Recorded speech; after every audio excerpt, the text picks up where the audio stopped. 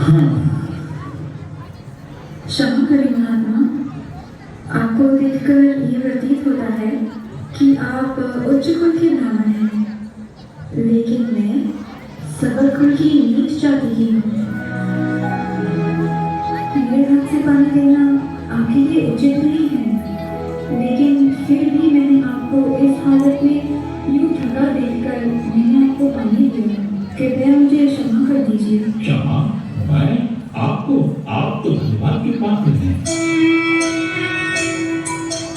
जन्म से कोई भी ऊंच या नीच नहीं बनता है। व्यक्ति के स्वभाव एवं भगवान विष्णु के प्रति उसकी भक्ति ये स्पष्ट कर सकती है कि कौन कितना महान और कितना नीच है। भगवान विष्णु के सामने जो कि आप अंदर बिता रही थी, उसे पूर्णतः स्पष्ट होता है कि आपके श्रेष्ठ वैष्णवी और वैष्णव देवताओं से भी श्रेष्ठ होते थे। ऐसे में ब्राह्मण के बारे में मैं क्या बोलूं? अच्छा ये बताइए, आप यहाँ अकेली बात करती हैं क्या? नहीं, मैं अपने पिताजी के साथ रहती हूँ। उनका नाम विष्णु वसु है। वे हमारे सबलपुर के मुखिया हैं। मेरे पिताजी कई वर्षों से भगवान विष्णु के परम भक्त हैं। सत्य तो यह है कि मुझसे भी ज्यादा पिताजी की प्रीति और चाहत भगवान विष्णु के लिए है। यही श्रेष्ठ वैष्णव के रूप कहाँ है वो? पिताजी नित्य सवेरे जगत की ओर जाते हैं और रात्रि नहीं लौटते हैं। वैसे आप कहाँ से आए हैं? मेरा नाम विद्यापति है। मैं अवधीपुर से आया हूँ। मालव देश के राजा इंद्रदुम्न महाराज का राज पुरोहित हूँ। महाराज के मुख्य काम को करने के लिए मैं यहाँ पधारा हूँ और मेरे काम के समाप्त होने तक मुझे यही कहीं पर रहना होगा। मेरे साथ आने वाले कुछ लोग थोड़ा भटक रहे हैं। आपका नाम? ललिता। बहुत सुंदर नाम है। अच्छा, अब मैं चलता हूँ। जरा ठहरिए, आप इतने दूर से चलकर आए हैं और थके हुए हैं। आपको संकोच ना हो तो आप हमारे यहाँ भोजन पाइए एवं आज की रात यहाँ बिता सकते हैं। पिताजी रात तक लौट आएंगे। पिताजी को अगर पता चला कि मैंने घर आए वैष्णव का आदर सत्कार नहीं किया तो वो मुझसे क्रोधित हो जाएंगे। राजमहल की तरह तो नहीं, लेकिन यथाशक्ति आपको स्वादिष्ट भोजन जरूर अर्पित करेंगे। वैष्णवों की सेवा करने की आपकी जो इच्छा है वो अवधीपुर महल के स्वादिष्ट व्यंजनों से कई गुना बढ़कर है। इस प्रसाद को ग्रहण करना मेरा सौभाग्य होगा। जो आपकी इच्छा। मैं धन्य हो गई। मैं शीघ्र ही भोजन की तैयारी करती हूँ। आप तुम के हृदय में ही भगवान वास करते हैं।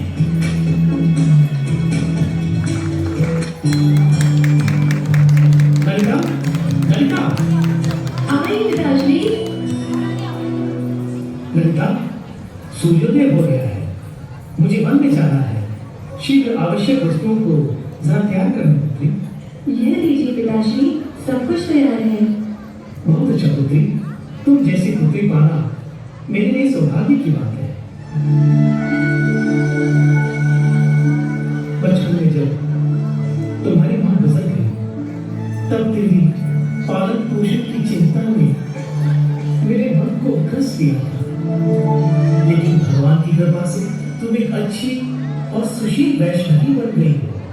तभी तो तुम्हारे गुणों से प्रभावित होकर उच्च कुल के ब्राह्मण विद्यापति ने तुम्हें अपनी धर्म पत्नी बना दिया। यह सब भगवान विष्णु की कृपा है। हाँ पिताजी, जब पहली बार वे हमारे द्वार पे आए थे तो मैंने सोचा भी नहीं कि वे मुझे अपनी धर्मपत्नी बनाएंगे।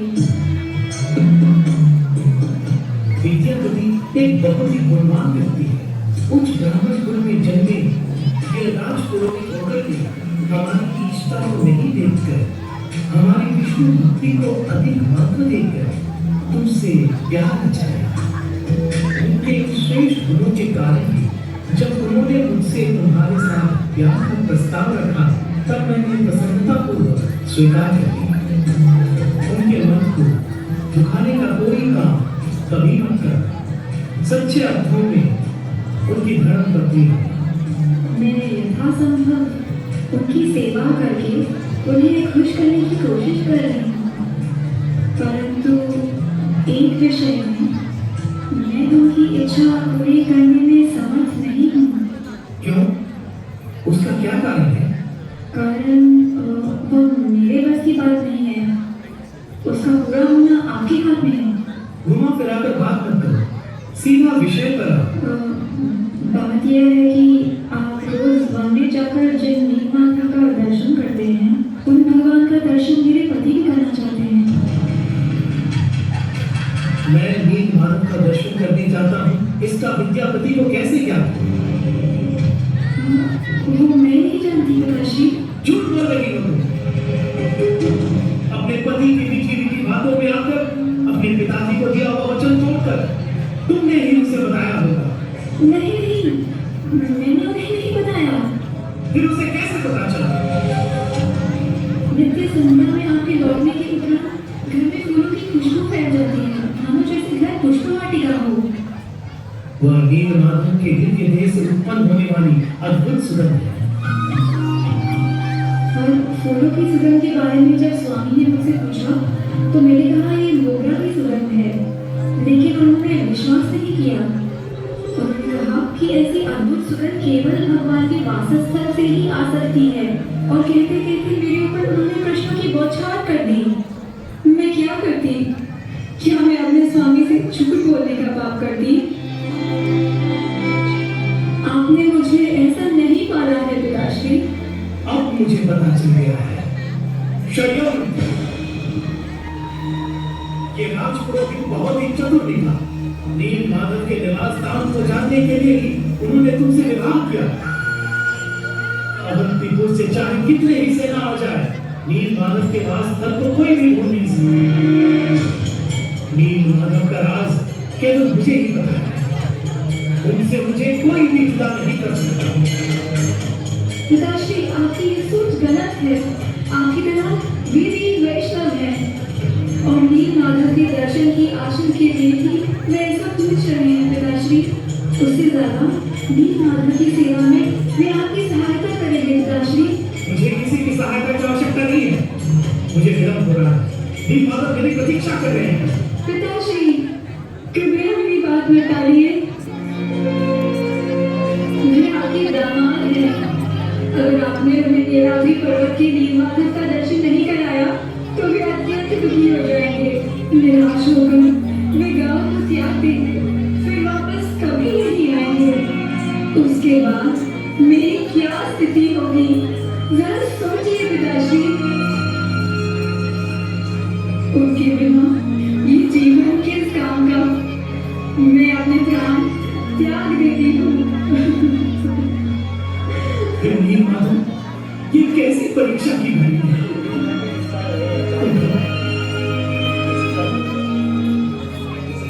मेरे कारण तुम्हारे वैवाहिक जीवन में कोई संकट नहीं है।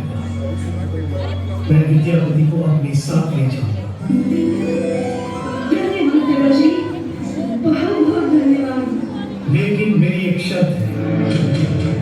शर्त? कैसी शर्त पिताश्री? हाँ, मैं विद्यापति के दोनों नेत्रों पर पट्टी बांध कर ही नील माधव के निवास स्थान तक ले चलूंगा। मुझे छोड़कर उस मार्ग को और कोई नहीं जान सकता। आप राजी हैं, यही खुशी है। आपकी इच्छा अनुसार ही होगा। विद्यापति से शीघ्र तैयार होने के लिए करो। जी पिताश्री। हे नील माधव, सब तेरी करुणा है। ललिता, स्वामी, अब तुम्हारे चेहरे में ये अद्भुत खुशी की बात क्या है? अगर मेरी बात सुनेंगे तो आप भी खुशी से झूम उठेंगे। ऐसी कौन सी बात है? नीलाद्रि पहाड़ जहाँ नील माधव वास करते हैं, वहाँ आपको ले जाने के लिए पिताश्री तैयार हो गए हैं। सच ललिता? हाँ स्वामी। बहुत खुशी की बात है। जब हम अवधिपुर पहुंचे तो तुम्हें कई बार विवाह थी कि मेरा वचन है। आपकी प्रसन्नता से बढ़कर मेरे लिए और पिताश्री की एक शर्त है, आपकी दोनों आंखें बांधकर आपको नील माला तक दे हो जाएंगे। और कोई बात नहीं है, कैसे भी ले जाएं, मैं नील माधव के दर्शन करना चाहता, उसके लिए कोई भी शख्स मानने के लिए मैं तैयार हूँ। तुम सरसों के कुछ दानों को एक थैली में बांधकर मुझे दे देना। सरसों जो रसोई में काम आती है? हाँ, नील माधव को चढ़ाने वाले गीतों में सरसों का भी अहम भाग होता है। तुरंत लेकर आओ। जी ठीक है। मेरी आंखें बंद करके ले जाने तो क्या हुआ, नीलामी पहाड़ के पूरे भाग में मैं इन सरसों के दानों को डालूंगा। कल वे पौधे का रूप धारण करके एक मार्गदर्शक के रूप में इंद्रधनुष महाराज को नील माला तक पहुंचाएंगे।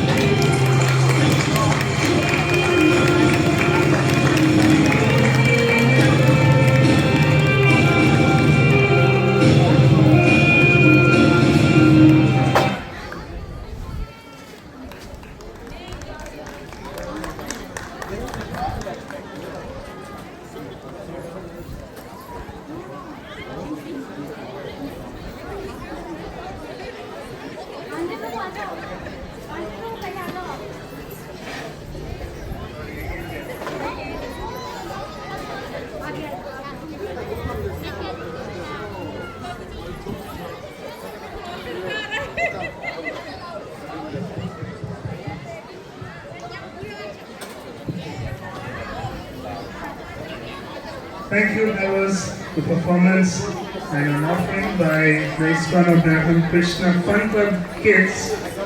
They show some appreciation for this group. Thank you once again. And just a gentle reminder, you can see the caution tape put up here. It is to protect some of the flowers that are growing. So we kindly request people to not walk over. You can use the sidewalk for passing over this area, and please kindly refrain from walking over the flowers. Thank you. And coming up next is again an offering by the ISKCON Durham community that happens every Saturday. Every Saturday evening they have a regular program starting from about 4:30 p.m. to 7 p.m.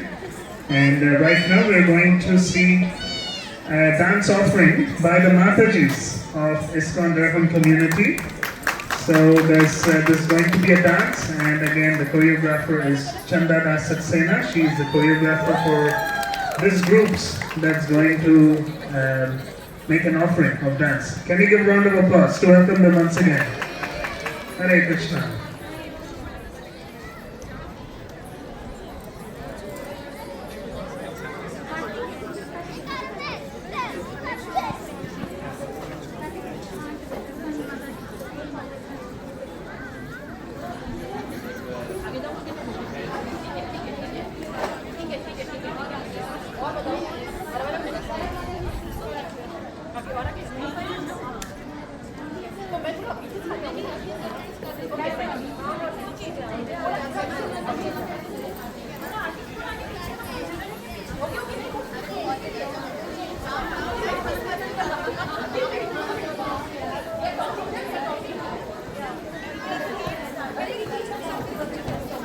No, make you come. You got it.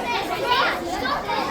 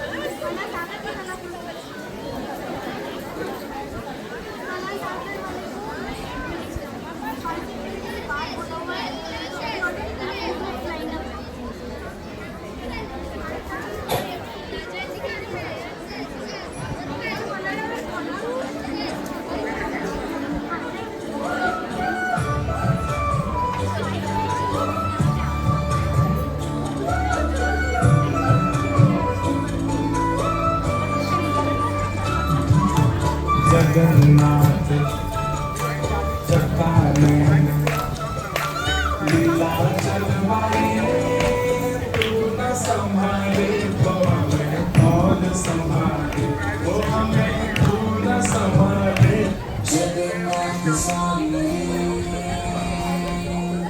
Jagannath स्वामी जगन्नाथ स्वामी जगन्नाथ स्वामी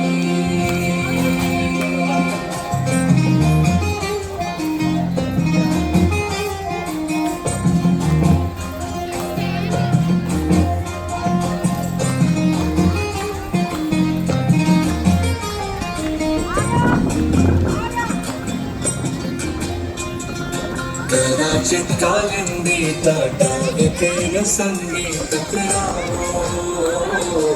गोदावरी नारी गातर कमला शाद मधुप नवा शंभु ब्रह्मा मयंपति गणेशाचिरापद जगन्नाथ स्वामी नयन पथगामी भवतु में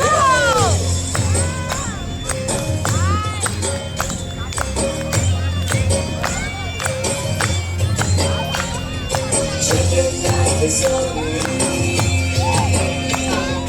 जगन्नाथ स्वामी मुझे सब वेणु से रसी सिद्धि पुच्छम कटिपते गोकुलम में क्रांते सहचर कटाचम विदधते सदा शिवद वृंदावन वसति लीला परिचयो जगन्नाथ स्वामी नयन पथगामी भवतु में जगन्नाथ स्वामी नयन पथगामी भवतु में जगन्नाथ स्वामी नयन पथगामी भवतु में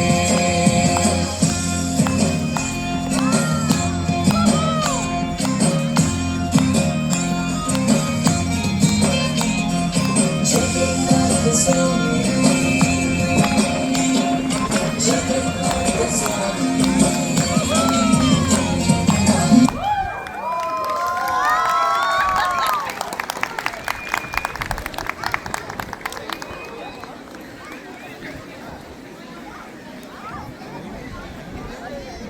Chanda Das Saxena. So thank you for their offering. Can we show some appreciation for them once again? Thank you. Our next offering is going to be by Kalakriti Dance Academy. So the next performance will be by Kalakriti Dance Academy. We would like to welcome them on stage. And as they make their way, we would